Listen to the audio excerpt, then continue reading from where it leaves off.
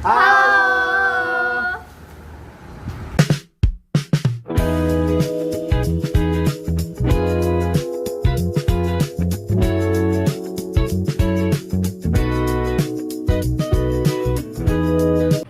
Halo semuanya, perkenalkan kami mahasiswa dari Universitas IPWIJA, Fakultas Ekonomi dan Bisnis, Program Studi Manajemen. Kami ingin mewawancarai salah seorang pengusaha dimsum di Villa Nusa Indah 5. Dalam rangka memenuhi tugas mata kuliah studi kelayakan bisnis dengan dosen pengampu Bapak Edi Wibowo, STMM. Dan sebelum itu, kami ingin memperkenalkan diri kami. Saya Robert Galvin. Saya Dede Salsabila. Saya Pradiska Nurintani. Saya Intan Amelia. Dan kami dari kelas F223.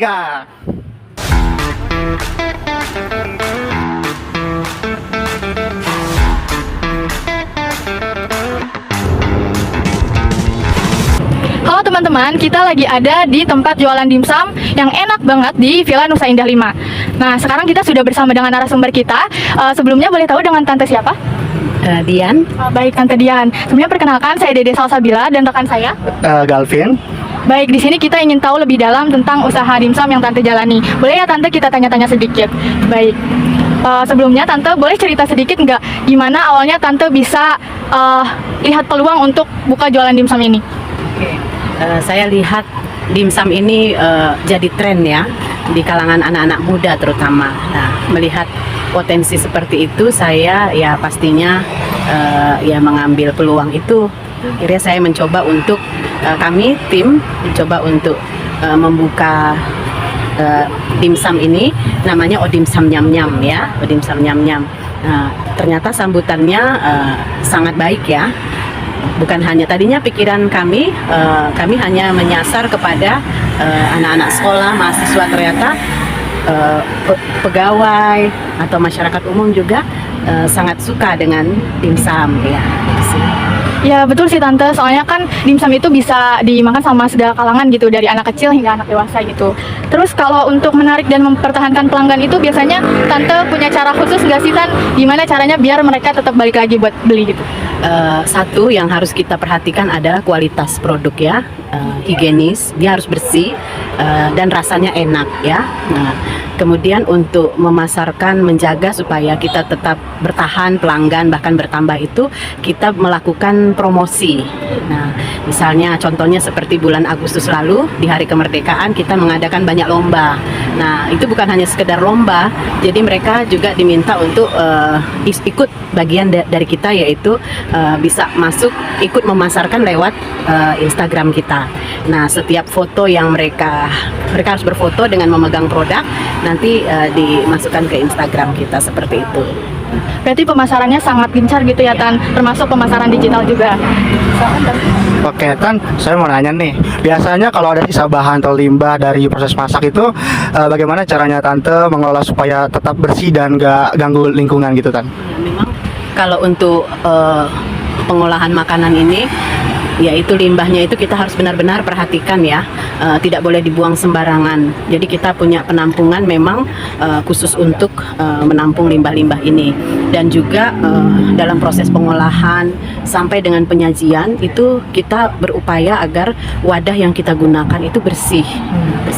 Memang kita menggunakan wadah yang sekali pakai buang gitu ya. Jadi dan orang-orang juga kita minta setelah mereka makan sampahnya tolong dibuang di tempatnya. Begitu sih cara kami selama ini. Kalau untuk produksi itu memang kita sudah punya tim ya untuk penanganan itu, karena dimsum ini dimsumnya sudah bersertifikasi halal dan bersih begitu, sudah POM.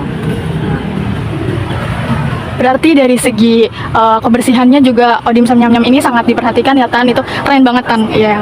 Terus selanjutnya kalau proses pembuatan dimsumnya itu Tan, dari awal sampai dimsum itu siap dijual seperti apa sih Tan? Nah itu sebenarnya kalau prosesnya itu kan rahasia dapur ya.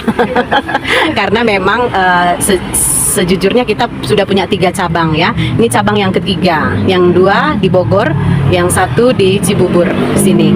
Nah Jadi semua bahan-bahan yang diproduksi itu dikirim dari Bogor, termasuk kan produk kita itu ada 4 ya, ada dimsum otentik, kemudian mentai, chili oil dengan keju. Nah semuanya itu masing-masing itu menggunakan saus dan itu dikirim semua dari sana, seperti itu.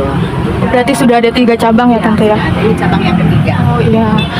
Kalau Tante punya cara nggak sih Tan supaya rasa dan kualitasnya itu tetap konsisten gitu setiap harinya? Ya pastinya dari tim kami yang di Bogor sudah tahu ya, kalau kita mau membuat suatu makanan itu harus resepnya dulu yang harus benar-benar kita perhatikan.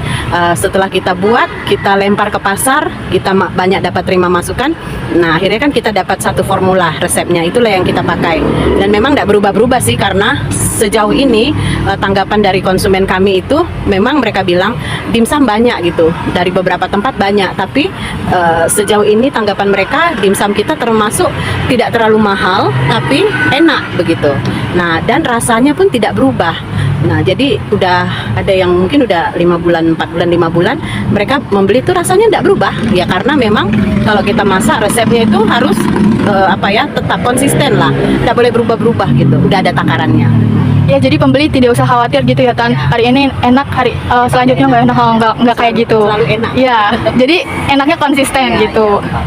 Nah, Tante, kalau ada tim yang bantu, bagaimana cara Tante mengatur dan menyemangati mereka biar tetap semangat kerjanya, Tan? Jadi memang sebenarnya kami itu sistemnya mempekerjakan orang itu memberikan upah ya. Nah itu kita upah harian, tetapi kami membayarkannya setiap minggu. Nah kenapa setiap minggu? Karena bagi kami kalau setiap bulan itu terlalu panjang gitu. Jadi sebaiknya mereka kerja seminggu ada hasilnya. Jadi di Odimsum Nyam Nyam ini kita setiap hari buka selama 7 hari. Tetapi pekerja kami harus mengambil waktu 1 hari untuk mereka istirahat. Itu harus. Mereka kadang bilang, "Nggak usah Bu, kami terus aja kerja." Nggak bisa, kamu harus libur 1 hari. Nah itu. Kemudian kalau mereka kita kan target ya, dalam 1 hari penjualan itu kita mentarget mereka. Misalnya 1 hari itu mereka harus bisa menjual 200.000 rupiah dinominalkan ya. Nah atau sekitar terserah mereka mau pilih 200.000 sampai 250.000, atau mereka bisa menjual 200 pieces dimsum, terserah mereka. Nah di atas itu mereka akan dapat insentif tambahan. Jadi dari upah mereka, kalau mereka mencapai melebihi target yang kita tetapkan, mereka dapat insentif tambahan gitu dari kita. Itu saja sih. Berarti setiap hari itu ada target penjualannya ya Tante? Setiap hari ada. Kalau untuk kalau boleh tahu dulu itu waktu awal mula usaha dimsum ini tuh modalnya itu dapat dari mana Tante?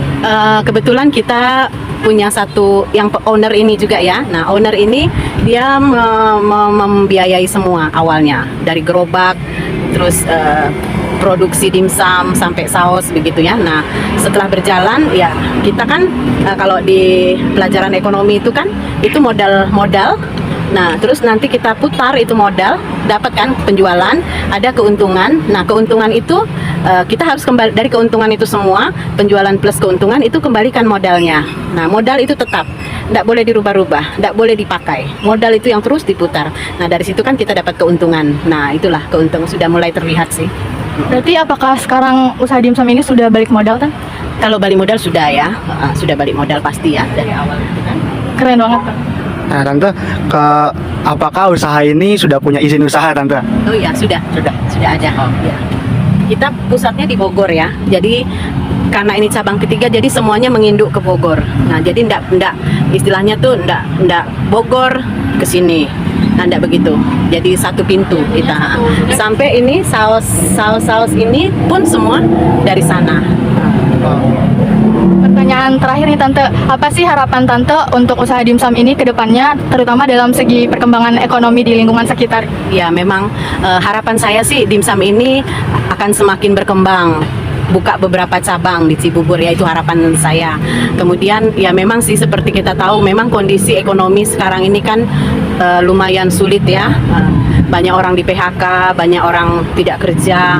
Ya harapan kami dimsum ini maju sehingga bisa menyerap banyak tenaga kerja. Jadi yang sekarang kami berlakukan sih memang beberapa bulan lalu ada anak-anak SMA yang baru tamat, mereka sedang menunggu untuk kuliah, ujian begitu, menunggu hasil, mereka bekerja di sini part time. Jadi mereka memang saya lihat beberapa sih memang banyak ya orang butuh kerja gitu, tetapi memang ya kita harus inilah konsisten gitu.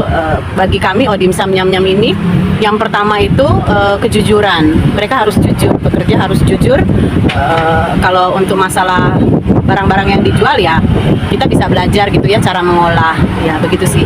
Ya, semoga Odim Sam Nyam Nyam ini semakin sukses ke depannya, terus dikenal luas oleh masyarakat, membuka peluang kerja baru juga. Tante, terima kasih telah bersedia diwawancari hari ini Tante, semoga sehat selalu. Terima kasih Tante. Nah, itu tadi hasil wawancara kita bersama Tante, seorang penjual dimsum. Dari cerita beliau, kita bisa tahu bahwa keberhasilan tidak hanya berpatok kepada modal dan juga produk, tetapi juga dengan semangat, kerja keras, dan kepedulian kita terhadap lingkungan sekitar. Semoga wawancara ini bisa memberikan motivasi dan juga wawasan bagi kita semua untuk terus berani dan juga berinovasi. Terima kasih sudah menonton. Sampai jumpa.